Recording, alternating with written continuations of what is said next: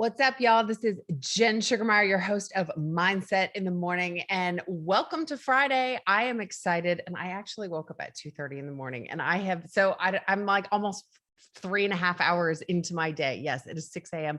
and I have this much energy. I am excited to be here. And when you connect with your why, there is so much energy that can come with that. It just propels you forward. I literally was laying in bed and I kept thinking about the topic that we're going to be talking about today and how excited I am. And I don't know, I'm a little geek over the mindset, but this is Mindset in the Morning. And the reason we talk about mindset is because mindset is everything. Now, you need to have action, not just mindset, but it's becoming intentional about the person that you want to become. Who is that? What does that person look like for you? What do you want to do? What do you want to accomplish in your life? And when you peel back the layers, the foundation is mindset.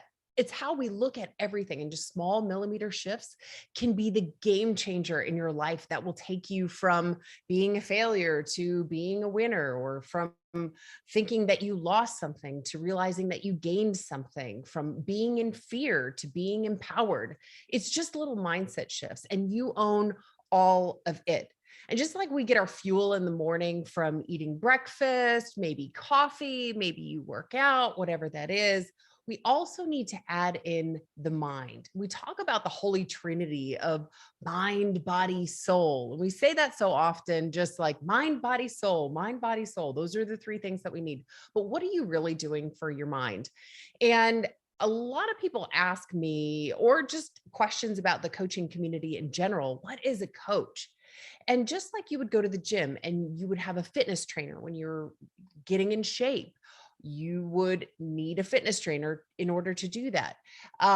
If you wanted to make more money, you would go to a financial advisor and you would have them invest in different stocks, and you would find an expert in that field. And that's what a coach is for, is to help you get to your goals.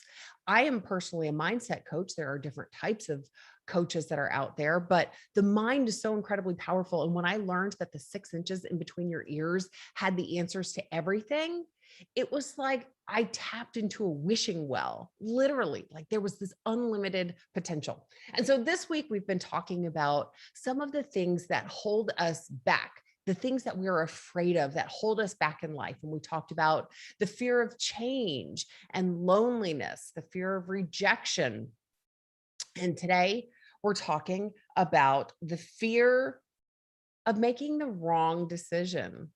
And it doesn't, it can absolutely cripple us to think I may choose the wrong decision. So what happens when we just pause, when we freeze, when we don't do anything? So then we're not in action, we're just thinking. So this is what I started out saying, that it's one thing to have mindset, but thinking, just thinking about it and not acting, you need to have the two. So if we're afraid of making the wrong decision and we're making no decision, then we're actually not progressing at all. So let's walk ourselves through this to show us how there actually are no wrong decisions. And it's just in how we view things. So one of the most powerful questions, oh, before we get started, because we are here live at 5 a.m., 6 a.m., 5 days a week, I would love if you would hit that subscribe button, hit that like button, because that's how we're going to blow up this algorithm. And I don't want just you heard something once and that sounded really nice. I want to start a movement of people really taking control over their lives. That's what this is all about. So this isn't just a mindset. This is a movement. So please, if you would, that would be just, it would make my heart so warm if you would hit that like, hit that subscribe, so that we can help reach others with this message. Okay. All right. So we're talking about making the wrong decisions. If you've not had a chance to listen to, and I think this is one of the most powerful talks that we had, but go back and listen to the 4 words that you can ask yourself for anything that will help drive you to the answers that you're looking for. And those 4 words, the question is, does this serve me? Does this serve me to think in a certain way? Does it serve me to do a certain thing? Does it serve me to be around these people? Does it serve me to come here, do this, be that, whatever it is, does it serve me? And I think especially for women, it is hard for us to say, to put ourselves first, because we are such givers. We're just innately, we want to give, we want to make sure everybody else is comfortable. We put other people's needs before our own. And so that can be a tough question for us to ask. But if we were really getting honest with ourselves, if we took all of those, I want to make everybody else comfortable, and we truly were honest, because if we're not honest with ourselves, then we're just lying to ourselves. And then how are we going to progress? No, doctor, I feel fine, but you're really in a lot of pain. Well, then your problem's not going to go away. If it's like I didn't know that I had this issue, a couple of months ago, so I just let it go, and then all of a sudden it became something much bigger. Like I needed, I needed to be more honest. I needed to do something about that issue. So if we're just saying, if we're lying to ourselves, then really that's the worst thing that you can do. So take everybody else out of the equation and just really ask you. This is a question only for you. Does this serve you? Okay. Now, there may be other factors in there, and you say, yes, but I have to make sure that my kids get to school, even though I would rather have that time. There are responsibilities that you have in life.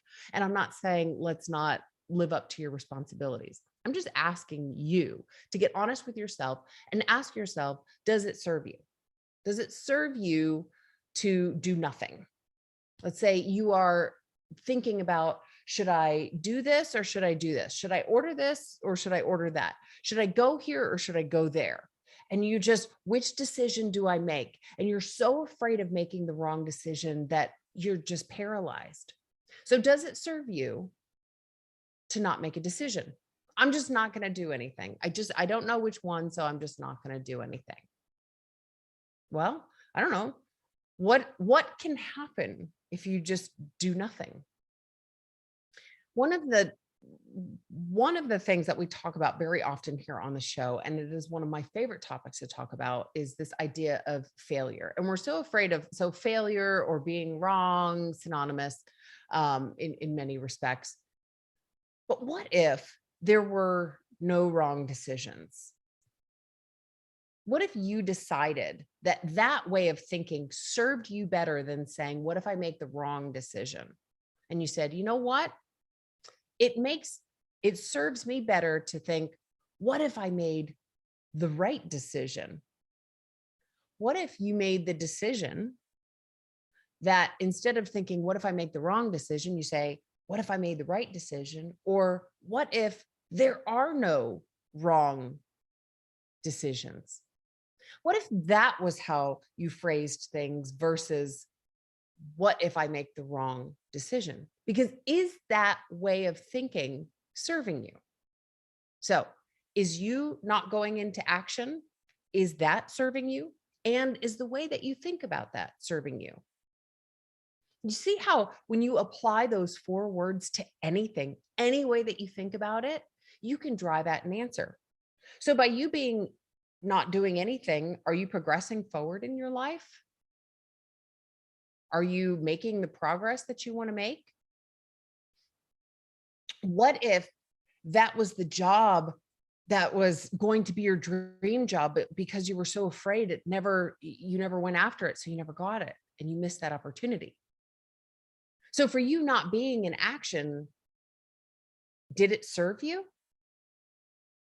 And for you being in so much fear and thinking, what if I'm wrong? Is that a good way of looking at the situation? I mean, you own how you look at the situation.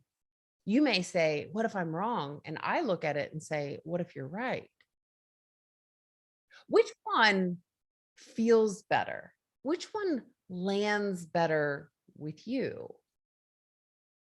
I mean, I can't make that decision for you. You make all of the decisions. You are the one that owns your kingdom and controls your mind. But I think it's a little more positive thinking, what if I make the right decision? Or what if there's no wrong and there's no right? You are always making the best decision. Now, I say this, and I'm not advocating you go break the law, that you go rob a bank, that you, oh, well, this is the best decision. Make the best decisions you can with the data that you have. Stand behind the decision. Take emotions and feelings out of what you're doing and look at facts. If I do this, this could be the result. If I do this, this could be the result. Or this is what I know about this. This is what I know about that. And then make educated decisions. If you don't know, if they look equal and you truly don't know, flip a coin. Flip a coin. Because what will happen if you do nothing? Nothing will happen. Let's say you started training for a marathon. Do you think that the first day you go out and you start training, that that's going to be your best run? Maybe, maybe. But I don't know about you, but even though I stay very active, and yes, I'm in my workout outfit, I usually have my jacket on over it. But even though I work out a lot, I can't for me to think that 26 miles, I could just go do it and run my best time, my first time, is probably unrealistic. But we have this idea that when we go do something, that it needs to be perfect. Does that serve you? Does it serve you to think that if you try something, that it needs to be perfect the first time that you do it? It's another reason why people go into inaction. They don't want to do it wrong. They don't want to fail. They want to do it perfectly. But what if you have to go out and practice in order to get better? They say practice makes perfect. Is there such thing as perfect? I don't know, but practice definitely gets you feeling more confident. It helps you improve your game. So you may go out and do something, and that may not be the best that you can do because you need to practice at it. There's no way around it. There's no circumventing. There's no one that went into the Olympics and didn't train. These women, these men have trained for years and years and years for the 30 seconds that they took to do their dive, the 30 seconds that they had to do a javelin throw. They've practiced for so many years. And that was what took them to the Olympics, because they had that dedication to the cause that allowed them to be so good. I do not have that in me. I do not have it in me as someone. It's not my spiritual vision for myself. I would rather get up and talk about mindset every day instead of going and running the fastest that I can, or jumping over the high jumps, or, catapulting somewhere. That's just not in my nature of something that I want to do. But the people that go to the Olympics, that's what they do. But that's what sets us apart. I'll go out and walk around the lake. I'll go out, run around the lake, but I'm not training at the level that they are. They have that dedication to that. There's something that drives you. And what is that? What is it that you want, that you're going after? And if you decide to do nothing, then what's that result? Are you even going to be making forward movement in your life? Are you going to be missing out on opportunities if you do nothing? Is something better than nothing? Maybe. I don't know what it is that you're going after.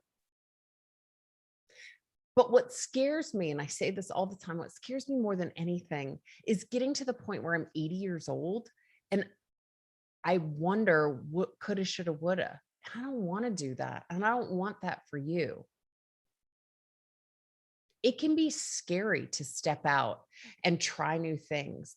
Everything we've talked about this week, it can be scary. Change is scary.